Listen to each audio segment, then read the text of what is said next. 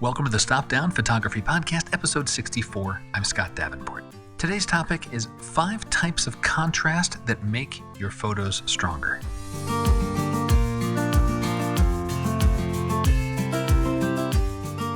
Hi, welcome. Thanks for joining me. I'm glad to be back with you for another chat about photography, this shared passion of ours. And in today's episode, let's take one more step on our never-ending journey of photography. Contrast makes powerful images. Good contrast in a photo can enhance the subject and let our photos tell a stronger story. When we think about contrast, our first thought is usually light and shadow, bright, crisp highlights against deep, rich shadows. Yet there are more types of contrast than just light and shadow. In this episode, I'll share 5 types of contrast that you can use to make your photos have more impact. If you enjoyed today's podcast, please share it with a friend, share it on social media with your camera club, and if you can, please leave a rating on Apple Podcasts. Fresh, current ratings help other photographers find out about the show. Okay, ready to talk contrast? Good, because we're jumping straight in. 5 types of contrast to make your photos stronger. Number 1, I've already mentioned it, light and shadow. This is the one most of us think about when we think about contrast, the distribution and juxtaposition of dark and bright tones in our scene. Our eyes are drawn to the brighter elements in a photo first, and of course there are exceptions like a silhouette on a bright background or a dark bird in flight against a bright sky, but in general, our eyes will snap to the brightest elements in a scene. And when you're capturing a photo, pay attention to your subject and how that subject is lit. Is it partially in shadow? Is it casting a shadow? Is it bright? How does the surrounding light and shadow contribute to the subject? All of these things combine in the frame to tell the story you're trying to capture. Look for the light and shadow contrast that amplifies your subject or enhances the mood of the scene. And light and shadow is number 1 on the list because it's definitely important. There's a reason things like dodge and burn continue to be so useful, even the digital darkroom now, because dodging and burning is increasing contrast, selectively lightening and darkening parts of our photos to accentuate the story. So number 1 type of contrast, light and shadow. Number 2, color contrast. All right, you might have seen that one coming. Natural sequence. After we talk light and shadow, let's talk about color. Yes, color contrast is another type of contrast we can look for when we're making images. Strong color contrast, strong photos. It's the opposite colors on your color wheel. Like if you know your curves tool, you'll have a feel for this already. You have your red channel, red versus cyan, green, green versus magenta, blue, blue versus yellow. These combinations are natural color contrasts that do make strong photos. The warm-cool palette is a classic example. The sunset at the ocean, the orange skies versus the blues of the water, or even like a blue sky day in a place like the Palouse. You have these rolling hills of amber, yellowish tones, and a nice blue sky. And that warm, cool, it's just so popular. It's a split tone preset in every tool I've ever used, right? You warm the highlights a little with a orange type tone. You cool the shadows with a blue or a teal type tone. Color contrast. My mind just jumped to some spots I visited in Japan a few years ago with these pagodas and temples and this bright orange and red decor set amongst a backdrop of lush green forest. The man-made structures just jump out. Incredible color contrast, make very strong photos. Now, color contrast could also be vivid versus muted. A subject with vivid colors set against a muted palette. I'm a landscape guy, so I immediately think of the person wearing a red jacket walking through, say, a snowy landscape, that kind of thing. And dare I say it, selective coloring? That's a post-processing thing, and it kind of works for some photos, and a few photos it works really well. And I suppose vivid versus muted could be a post-processing choice as well. Whether it's captured in the field or amplified in post-processing, color contrast, second type of contrast we can use for strong photos. Number 3, texture contrast. Now, this is having a rough or a detailed thing juxtaposed with smooth, soft things in your frame. For example, it could be an old gnarled tree shrouded in soft fog, or the wrinkled hands of a grandparent holding the smooth-skinned hand of a newborn.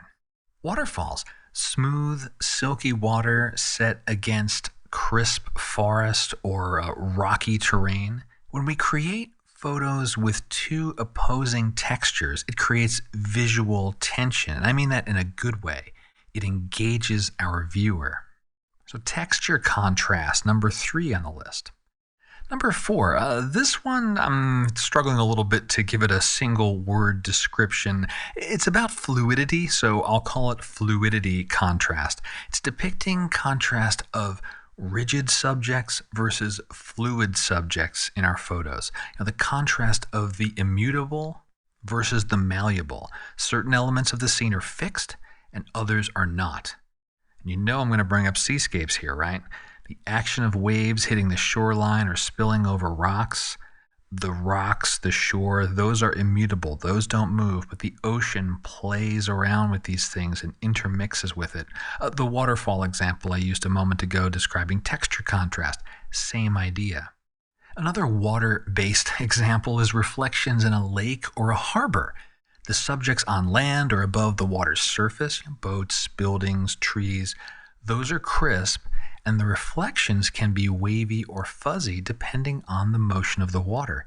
They represent the crisp subjects, but they do so differently, and it's a contrast of rigid and fluid.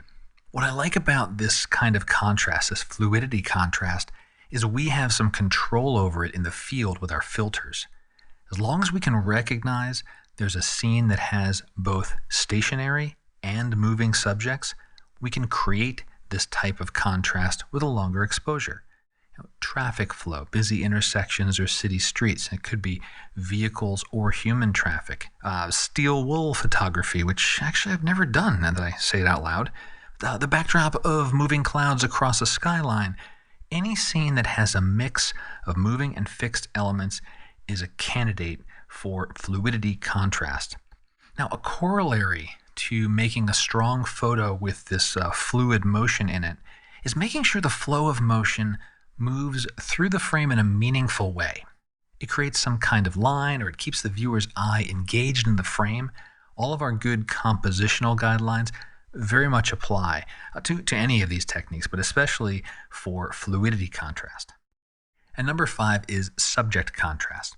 Photos that have some sort of contradictory nature to the subjects. The subjects just play off of each other in some way, shape, or form. And that contradiction could be one of the 4 types of contrast we've already talked about.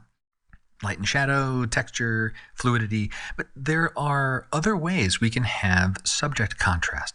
Large versus small, right? Photos that show a clear sense of scale, especially when one of the subjects is factors larger than the others. Old versus new, man versus machine, anachronisms, that's a good one. A thought that just popped into my head several years ago. I think it was in Japan again. Everybody's on cell phones, right? That's not unusual. What makes you do a double take is when you see a monk on a cell phone. The monk's walking along, orange robes, sandals strapped to their feet. It conjures up a certain period in human history, pre-technology, and then the monk whips out a cell phone to make a call. That's subject contrast. So let me recap those 5 for you. Number 1, light and shadow contrast. Number 2, color contrast. Number 3, texture contrast. Number 4, fluidity contrast. And number 5, subject contrast. Use one or more of these types of contrast in your work, and your photos will be stronger.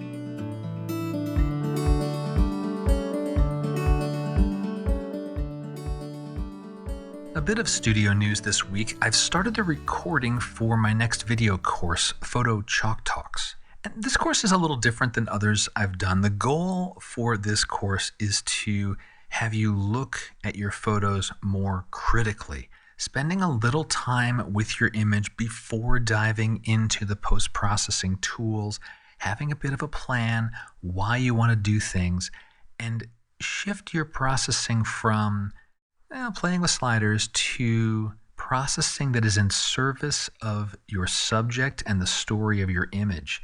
And what's interesting is as you get into this habit, it becomes part of a feedback loop that makes you a better photographer in the field and over time, a better visual storyteller. So I'm excited to continue the recordings on this course, get it put together, and I'm hoping to have it complete, let's say mid-April or so. Maybe that is a little aggressive, but I'm going to try and get it done by then. So be on the lookout for it. As soon as it's available, you'll hear about it on the podcast as well as all the other places you'll find me online. And before I sign off this week, thanks again to the members of our Patreon community. It's your support that keeps the podcast on the air week in and week out. And patrons have already been involved a little bit with this Photo Chalk Talks course, helping me with choosing the images and talking about which ones would be stronger learning opportunities. It's been really, really helpful. And so thank you again for that. And patrons, you will receive the course for free. My way of thanking you for your continued support and helping to make this podcast possible, these courses we're doing better, stronger, just in service of photography. So thanks again. If you are interested in learning more, you can check the show notes. There's a link there that'll tell you all about the community. And there are many other zero-cost ways that you can support this show. Leaving a rating on Apple Podcasts is an easy one. Sharing the podcast with a friend, another easy one. Just spreading the word. Whatever you can do to help keep our community going here, keep the train rolling, very much appreciated. And that'll wrap it up. Get on out there, capture some contrast with your cameras, work that into your next series of photos, and you'll have stronger work. Just keep at it, keep practicing. And until next time, my name is Scott Davenport. Have fun.